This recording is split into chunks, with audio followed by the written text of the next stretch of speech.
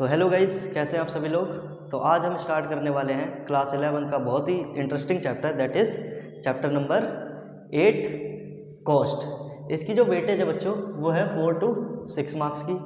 तो चलिए इस चैप्टर को शुरू करते हैं। मेरा नाम है रंजीत भगत और मैं हूँ इंटेलेक्चुअल अब इंस्टीट्यूट से। ठीक है, तो चलिए स्टार्ट करते हैं।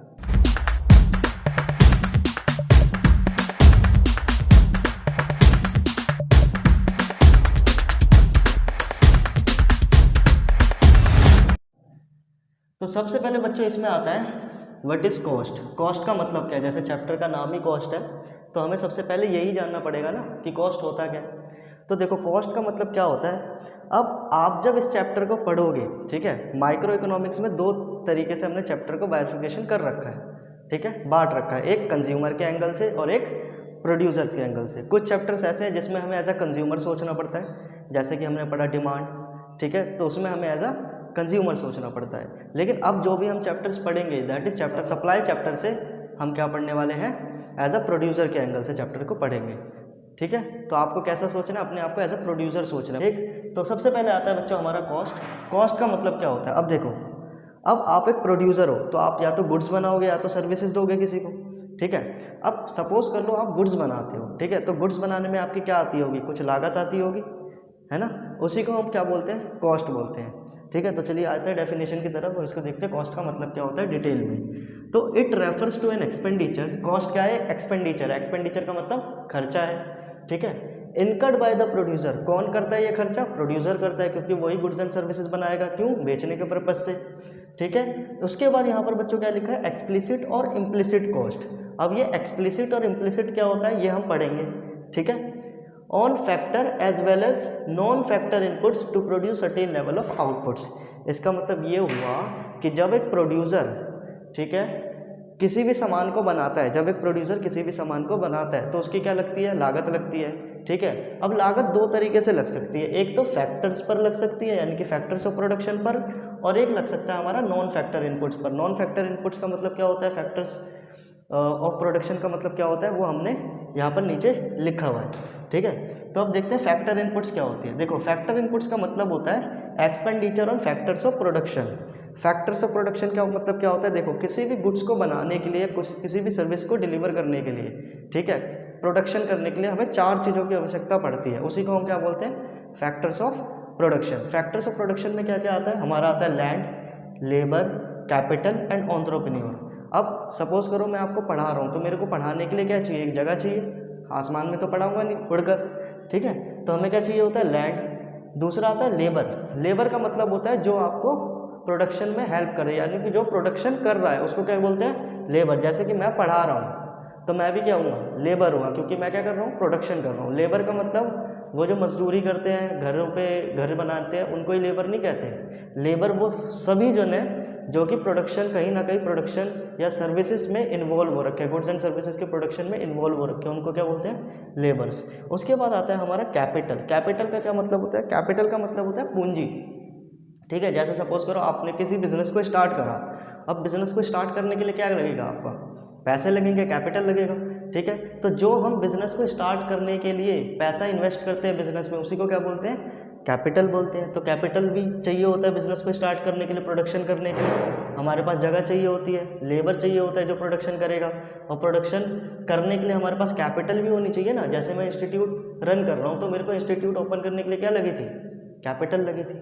उसके बाद आता है एंटरप्रेन्योर। एंटरप्रेन्योर का मतलब होता है कि ऐसा बंदा जो इनोवेशंस के बारे में सोचे, उसे क्या बोलते हैं, एंटरप्रेन्योर। जैसे कि इसका, जैसे मैं अपने इंस्टीट्यूट की बात कर रहा हूँ तो इंस्टीट्यूट में लेबर भी मैं ही हूँ और एंटरप्रेन्योर भी मैं ही हूँ, क्योंकि दिमाग किसका लग रहा है, मेरा लग रहा है। ठीक है, अब देखो इनके बदले में मिलता क्या क्या है, अब इनके बदले में मिलता क्या क्या है। अब अगर कोई मेरे को लैंड देगा तो बदले में क्या लेगा, अगर आपका मकान है उसमें कोई रेंट पे रह रहा है, कोई किराएदार रह रहा है, तो बदले में आप उससे क्या ले रहे हो, आपने उसको जगह दी रहने के लिए, तो आप उससे क्या ले रहे हो, रेंट। लेबर के बदले क्या मिलता है, अगर आप किसी की लेबरिंग लोगे, किसी का लेबर लोगे, यानी कि किसी से आप प्रोडक्शन करवा रहे हो, तो वो आपसे प्रोडक्शन के बदले में क्या लेगा, पैसा लेगा, तो उसको हम बोलते हैं सैलरी या वेजेस। ठीक है, वेजेस का मतलब होता है जो ऐसे लोग जिनका फिजिकल वर्क होता है उनको हम क्या देते हैं, वेजेस, और ऐसे पर्सन्स जिनका मेंटल वर्क होता है उसको क्या देते हैं, सैलरी। अब कई लोग आपको ऐसा बताएंगे कि वेजेस हम उनको देते हैं जिनको हम दिहाड़ी दे रहे हैं, मतलब हाँ सही हो गया, एक एंगल से एग्जांपल सही है, क्योंकि जो दिहाड़ी हम देते हैं वो फिजिकल वर्क की देते हैं, इसलिए हम उसको क्या बोलते हैं, वेजेस। और सैलरी किसको बोलेंगे, जिसमें मेंटल वर्क लग रहा है, जैसे कि एम्प्लॉय, किसी भी MNC कंपनी के जो एम्प्लॉय होते हैं उनको क्या मिलती है, सैलरी। ठीक है, कैपिटल के बदले क्या मिलेगा, इंटरेस्ट। अगर कोई बंदा मेरे को पूंजी देगा, सपोज करो मेरे बिजनेस में लगाने के लिए मेरे पास कैपिटल नहीं है, मैं किसी से उधार लेता हूँ, तो मैंने किसी से कैपिटल उधार ले ली, अब उस कैपिटल के बदले वो मुझसे क्या मांगेगा, इंटरेस्ट मांगेगा, तो दैट इज कैपिटल के बदले क्या दी जाती है, इंटरेस्ट। ये कौन देता है, ये सब देते हैं हमारे प्रोड्यूसर, क्योंकि प्रोड्यूसर तो इसकी हेल्प से प्रोडक्शन करते हैं, इसी को हम फैक्टर ऑफ प्रोडक्शन बोलते हैं, और इनके बदले प्रोड्यूसर क्या पे करता है, रेंट, सैलरी, वेजेस, इंटरेस्ट, और एंटरप्रेन्योर के बदले प्रोड्यूसर पे करता है प्रॉफिट। ठीक है, तो ये भी क्या हमारी कॉस्ट ही आई ना, एक तरीके से प्रोडक्शन करने की कॉस्ट, तो इसको बोलते हैं हमारी फैक्टर इनपुट पे कॉस्ट आई। किस पे कॉस्ट आई हमारी, फैक्टर इनपुट पे। अब खाली हमारी फैक्टर इनपुट पे ही कॉस्ट नहीं आती, जैसे सपोज करिए मेरे को ये मार्कर बनाना है, तो इस मार्कर को बनाने के लिए जो नींव लगनी थी वो तो मेरी फैक्टर्स ऑफ प्रोडक्शन था, जैसे लैंड, लेबर, कैपिटल, एंटरप्रेन्योरशिप। क्या इन्हीं चारों से मेरा मार्कर बन जाएगा, नहीं, मेरे को क्या चाहिए होगा मार्कर बनाने के लिए, ये कैप चाहिए होगा, इसकी बॉडी चाहिए होगी, इसकी इंक चाहिए होगी, है ना, इसमें जो ये ग्रेफाइट सा है जो मार्कर है जिससे लिखते हैं वो चाहिए होगा, तो उसको क्या बोलेंगे हम, रॉ मटेरियल। अब अगर मैं मार्कर बेच रहा हूँ तो मैं मार्कर प्रोड्यूस करूँगा या तो खरीद कर लाऊंगा, है ना, सपोज कर लो मैं प्रोड्यूस कर रहा हूँ मार्कर को, तो मेरे को क्या चाहिए होगा मार्कर बनाने के लिए, रॉ मटेरियल चाहिए होगा, तो रॉ मटेरियल की कॉस्ट भी मैं मार्कर में जोड़ूंगा, प्लस इन सब चीज़ों की भी कॉस्ट मैं मार्कर में जोड़ूंगा, तो इसी को बोलते हैं हम कॉस्ट। क्या बोलते हैं, कॉस्ट। इसकी भी लागत जोड़ ली, यानी कि फैक्टर इनपुट की भी लागत जोड़ी और नॉन फैक्टर इनपुट की भी लागत जोड़ी, इसी को क्या बोलते हैं, कॉस्ट बोलते हैं। आइए दोबारा पढ़ते हैं एक बार डेफिनेशन को।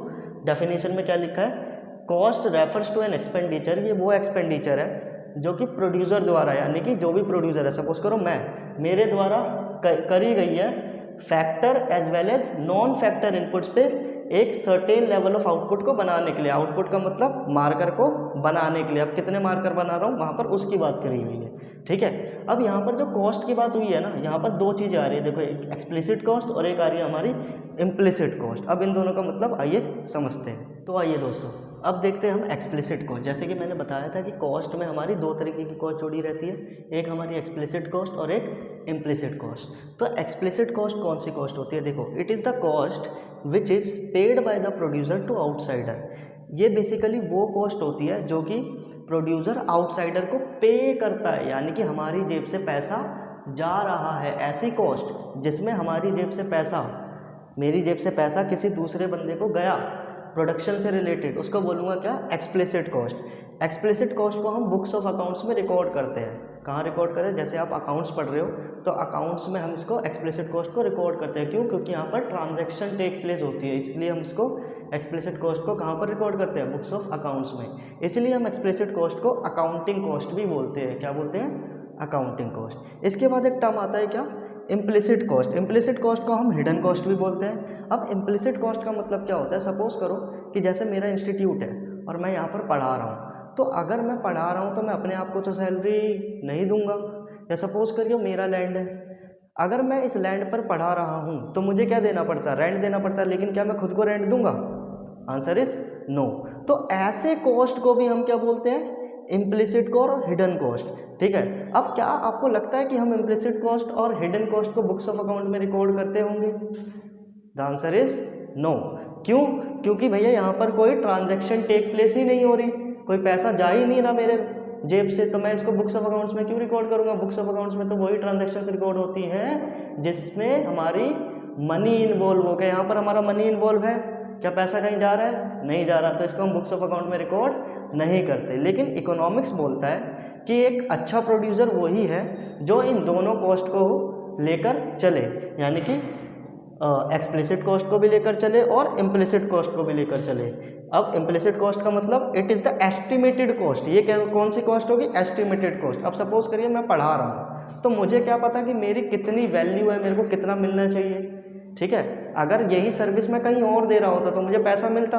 अब कहीं भी मैं इस सर्विस को दे रहा होता तो मेरी सर्विसेज पे जो पैसा होता है वो वैरी कर जाता है। अगर एक फर्म में मेरे को सपोज करिए पढ़ाने के अगर मेरे को 5000 मिल रहे हैं सपोज करिए, तो दूसरी जगह मेरे को 6000 मिल सकते हैं। तो ये जो मेरे को अमाउंट मिलता, ये क्या एकदम एग्जिस्ट है? क्या ये एकदम मेरे को पता है कि पक्का इतना ही अमाउंट मिलेगा? नो। इसीलिए इसको क्या बोल रहे हैं? एस्टिमेटेड कॉस्ट, कि मैंने अंदाज़ा लगाया कि मेरे को इतना अमाउंट मिलता अगर मैं कहीं और पढ़ा रहा होता तो, लेकिन वो अभी मेरे को पे तो खुद से मेरा फर्म कर नहीं रहा। तो इस कॉस्ट को क्या बोलेंगे? Implicit cost. तो it is the estimated cost on self owned inputs, यानी कि मेरे इनपुट्स पे ही एस्टिमेटेड कॉस्ट को क्या बोलेंगे? Implicit cost. जैसे इसका example rent of own land, मैं अपने ही लैंड का जो रेंट है वो तो अपने आप को नहीं दूंगा। ओन लेबर, यानी कि जो मैं आपको लेबरिंग सर्विस प्रोवाइड करता हूँ, बच्चों को पढ़ाता हूँ, तो उसकी भी मैं अपने आप को फीस नहीं दूंगा। ठीक है, तो इसको क्या बोलते हैं हम? Implicit cost. चलिए फिर आगे बढ़ते हैं और वीडियोस में। अगर आपको इंटरेस्टिंग लग रही है वीडियोस, आपको पढ़ने में मज़ा आ रहा है, तो हमारे चैनल को सब्सक्राइब करें और लाइक करें और अपने दोस्तों के साथ ज़रूर शेयर करिएगा। तो ऐसी कॉस्ट जिसमें हमारी इम्प्लिसिट कॉस्ट भी इंक्लूड होती है और एक्सप्लिसिट कॉस्ट भी इंक्लूड होती है, इसको हम क्या बोलते हैं? Economic cost. क्योंकि इकोनॉमिक क्या बोलता है कि प्रोड्यूसर वही अच्छा है जो हमारी एक्सप्लिसिट कॉस्ट को भी लेकर चले और इम्प्लिसिट कॉस्ट को भी लेकर चले। तो इकोनॉमिक कॉस्ट में हमारी इम्प्लिसिट कॉस्ट भी आ जाती है और एक्सप्लिसिट कॉस्ट भी आ जाती है। लेकिन अकाउंटिंग कॉस्ट कौन सी होती है? अकाउंटिंग कॉस्ट वही कॉस्ट होती है जो कि हमारी बुक्स ऑफ अकाउंट्स में रिकॉर्ड करी जाए, यानी कि एक्सप्लिसिट कॉस्ट, क्योंकि इसके लिए हम पैसा पे करते हैं, ट्रांजैक्शन होता है, इसलिए हम इसको बुक्स ऑफ अकाउंट में रिकॉर्ड करते हैं। अब बच्चों मेरा आपसे एक सवाल है, ठीक है, क्या मेरी अकाउंटिंग कॉस्ट कभी भी इकोनॉमिक कॉस्ट से बड़ी हो सकती है? कमेंट में ज़रूर बताना, ठीक है। इसका जो सॉल्यूशन है मैं एकदम वीडियो के लास्ट में आपको बताऊंगा, ठीक है। एक और सवाल है, क्या मेरी अकाउंटिंग कॉस्ट और इकोनॉमिक कॉस्ट इक्वल हो सकती है क्या? ठीक है, तो दो क्वेश्चन अराइज होते हैं यहाँ से, आपके एमसीक्यू में पूछ सकता है, ठीक है। एमसीक्यू नंबर 1, क्या मेरी इकोनॉमिक कॉस्ट छोटी हो सकती है किससे? अकाउंटिंग कॉस्ट से।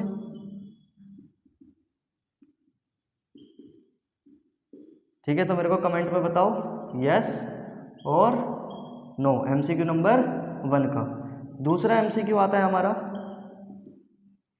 क्या हमारी अकाउंटिंग कॉस्ट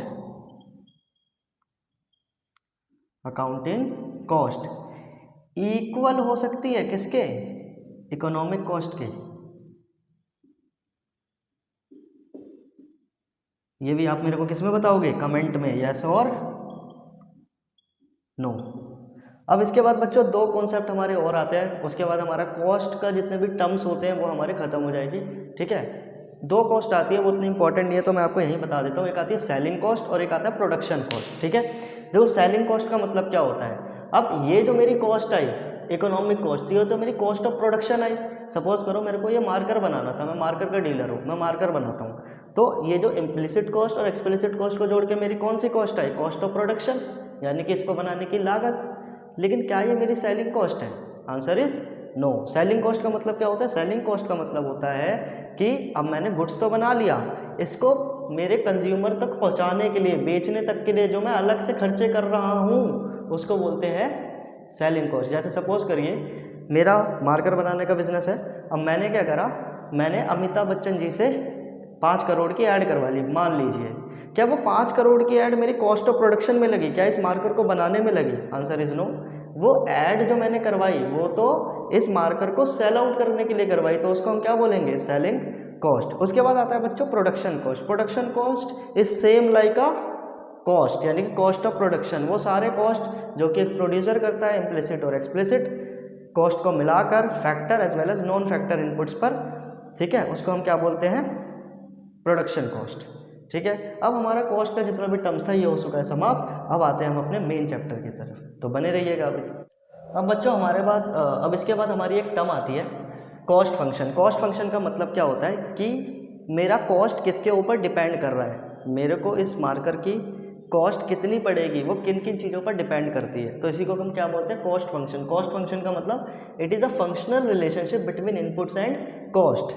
इनपुट्स और कॉस्ट के बीच का जो रिलेशनशिप होता है उसी को हम क्या बोलते हैं? Cost function. जैसे सपोज करिए मैंने इस मार्कर को बनाने के लिए एक लेबर का यूज़ करा, तो मेरे को कितनी पे करना पड़ा होगा कॉस्ट लेबर के लिए, एक लेबर जितना पे करना पड़ेगा। सपोज करिए मेरी फैक्ट्री है जिसमें क्या बनता है, मार्कर बनता है, ये है फैक्ट्री, और यहाँ पर किसका प्रोडक्शन होता है, मार्कर का। अब इस फैक्ट्री में एक वर्कर काम करता है, एक एम्प्लॉय काम करता है मान लो, ठीक है। तो मैं इनको कितनी सैलरी पे करूँगा, सपोज करो मैं इनको 10,000 रुपये महीने की देता हूँ। तो अगर मैं इनको 10,000 रुपये महीना दे रहा हूँ तो मेरे जेब से महीने के कितने रुपये जा रहे हैं, 10,000 रुपये ही जा रहे हैं, ठीक है, क्योंकि एम्प्लॉय कितना है, वर्कर कितना है, एक। अगर मैं यही वर्कर कितने कर दूँ, 3 कर दूँ, तो अब मेरी जेब से कितने रुपये जाएंगे महीने के, दैट इज़ 30,000 रुपये, है ना। यानी कि मेरी कॉस्ट किस पे डिपेंड कर रही है, मेरे इनपुट्स के ऊपर। मैं जितनी ज़्यादा इनपुट्स लगाऊंगा उतनी ज़्यादा कॉस्ट आएगी, जितने कम इनपुट्स लगाऊंगा उतनी कम कॉस्ट आएगी। इसी चीज़ को, इसी रिलेशन को हम क्या बोलते हैं, कॉस्ट फंक्शन। यानी कि कॉस्ट का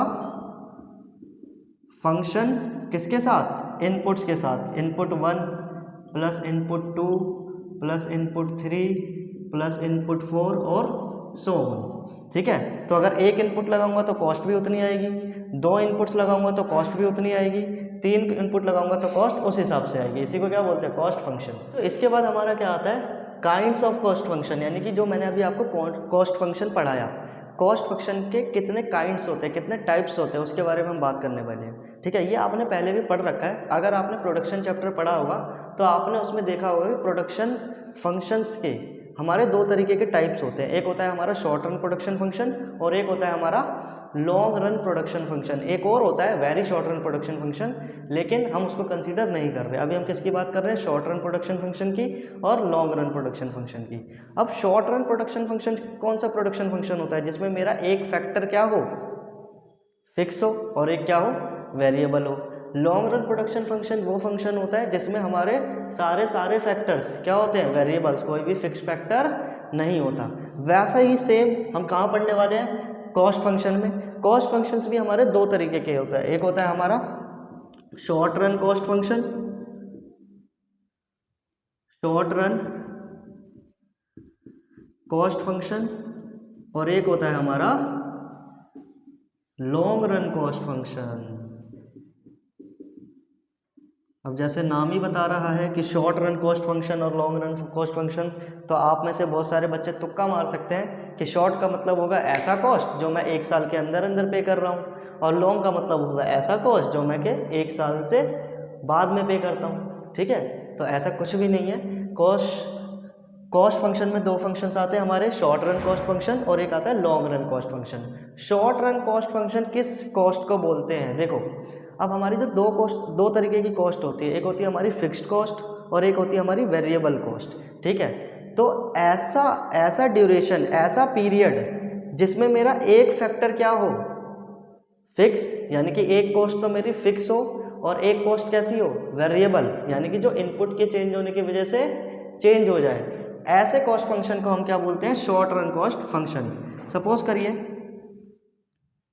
जैसे यहीं की बात करते हैं या आप ही की बात करते हैं, जैसे हमने इंस्टीट्यूट ओपन करा है, ठीक है, तो हमें क्या देना पड़ता है, रेंट। क्या देना पड़ता है, रेंट। अब अगर मैं यहाँ पर पढ़ाऊँ या ना पढ़ाऊँ, मैं यहाँ पर पढ़ाऊँ या ना पढ़ाऊँ या 1 ही घंटा पढ़ाऊँ, यानी कि मैंने प्रोडक्शन कितने घंटे की, 1 घंटे, या किसी दिन मैंने प्रोडक्शन करी नहीं, मैंने सर्विस दी ही नहीं, या किसी दिन मैंने बहुत ज़्यादा सर्विस दे दी, सुबह से लेकर पूरे रात तक पढ़ाया, तो क्या इन सभी चीज़ों से मेरे रेंट पे कोई फ़र्क आएगा। सपोज़ करिए 10,000 का रेंट जाता है, सपोज़ करिए, ठीक है, तो क्या 10,000 के रेंट पे कोई इनमें से फ़र्क जाएगा अगर मैं 1 घंटा पढ़ाऊँ किसी दिन, या एक दिन मैं पढ़ाऊँ ही ना, या मैं एक दिन बहुत ज़्यादा पढ़ा दूँ।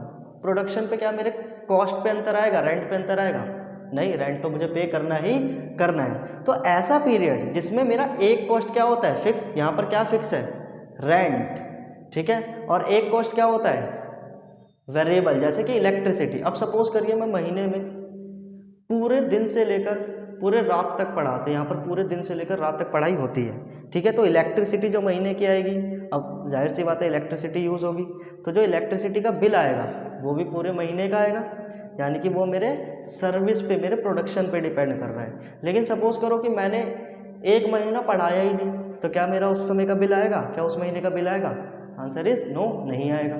ठीक है। तो ये कौन सा फैक्टर हो गया, ये हो गया मेरा वेरिएबल फैक्टर। समझ में आ गया शॉर्ट टर्म कॉस्ट फंक्शन किसे बोलते हैं, जहाँ पर मेरी एक कॉस्ट क्या होती है, एक कॉस्ट होगी मेरी फिक्स और एक कॉस्ट होगी मेरी वेरिएबल।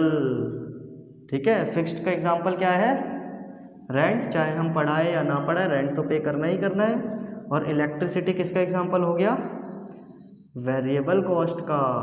ठीक है, ये किसका एग्जांपल हो गया, वेरिएबल कॉस्ट का, क्योंकि इलेक्ट्रिसिटी उतनी ही आएगी जितना मैं प्रोडक्शन करूँगा। जैसे कि आपकी फैक्ट्री में एक मशीन है, तो वो मशीन जितनी ज़्यादा चलेगी उतनी ज़्यादा क्या आएगी, इलेक्ट्रिसिटी का बिल आएगा।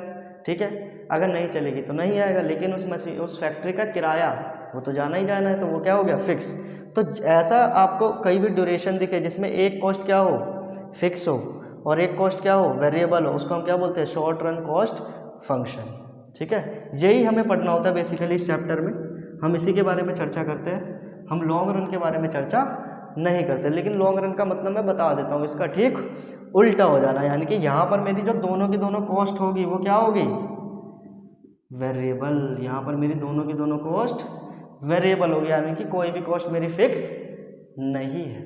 ठीक है, इसका एग्जाम्पल सपोज करो मैंने एक मशीन ले ली लीज पर, लीज का मतलब होता है मैंने रेंट पर ले ली। ठीक है, अब उसने बोला, जिसने मेरे को रेंट पर मशीन दिया, उसने मेरे को बोला कि भाई तुम जितना भी प्रोडक्शन करोगे इस मशीन से, पर प्रोडक्शन पे आपकी इतनी कॉस्ट आएगी। मान लो उन्होंने बोला कि अगर आप एक आउटपुट बनाते हो, मान लो मैं मार्कर बनाता हूँ, ठीक है, और मैंने क्या ले लिया, एक मशीन ले ली किस पे, रेंट पे, जो कि मार्कर के प्रोडक्शन में हेल्प करती है। अब जिसने मेरे को ये मशीन दी, उन्होंने मेरे को बोला कि अगर आप एक मार्कर बनाओगे तो पर मार्कर आपको 15 रुपये देने पड़ेंगे। कितने रुपये देने पड़ेंगे, 15 रुपये। तो यहाँ पर बच्चा मेरे पास क्या है, मशीन है। अब यहाँ पर जो मेरी मशीन पर कॉस्ट आएगी, प्रोडक्शन पे कॉस्ट आएगी, वो तो उतनी आएगी ना जितना मैं प्रोडक्शन करूँगा। सपोज करो मैंने 20 मार्कर बनाए तो 20 मार्कर के हिसाब से मेरी कॉस्ट आएगी। सपोज कर लो मैंने 5 मार्कर बनाए तो 5 मार्कर के हिसाब से मेरी कॉस्ट आएगी, क्योंकि यहाँ पर मेरी कॉस्ट किस पे डिपेंड हो रही है मशीन की, मेरे आउटपुट के ऊपर। ठीक है, तो यहाँ पर मेरी दोनों कॉस्ट क्या होती है, फिक्स्ड कॉस्ट नाम की तो चीज़ ही नहीं होती, यहाँ पर खाली वेरिएबल कॉस्ट होती है, फिक्स्ड कॉस्ट तो होती नहीं। इसको क्या बोलते हैं हम, लॉन्ग रन कॉस्ट फंक्शन। हमें ये अपने सिलेबस में नहीं पढ़ना है, हमें क्या पढ़ना है, ये वाला पढ़ना है। ठीक है, जैसे कि अब हम क्या पढ़ेंगे, शॉर्ट रन कॉस्ट फंक्शन। ठीक है, तो ये मैंने आपको बता ही दिया कि होता क्या है। अब इसकी हम डेफिनेशन लिख लेते हैं। इसके अंदर हमारी दो कॉस्ट आती है, एक आती है हमारी फिक्स्ड कॉस्ट, एक आती है हमारी फिक्स्ड कॉस्ट और एक आती है हमारी वेरिएबल कॉस्ट। ठीक है, क्योंकि यहाँ पर एक कॉस्ट हमारी फिक्स होती है और एक कॉस्ट हमारी इनपुट्स के ऊपर डिपेंड करती है, जितनी ज़्यादा इनपुट्स उतनी ज़्यादा कॉस्ट। लेकिन फिक्स्ड कॉस्ट कैसी होती है, जो कि फिक्स्ड ही रहती है। It is the cost which remains fixed, ये वो कॉस्ट होती है जो कि हमारी फिक्स्ड रहती है। Means it does not change with change in the level of output. ये वो कॉस्ट होती है जो कि हमारी लेवल ऑफ आउटपुट में चेंज होने की वजह से चेंज नहीं होती। वेयरएज अगर हम दूसरी कॉस्ट की बात करें तो ये कौन सी कॉस्ट है हमारी, वेरिएबल कॉस्ट। वेरिएबल कॉस्ट कौन सी कॉस्ट होती है, it is the cost which can change with change in outputs. Variable cost हमारी वो कॉस्ट होती है जो कि आउटपुट के चेंज होने की वजह से चेंज हो जाती है।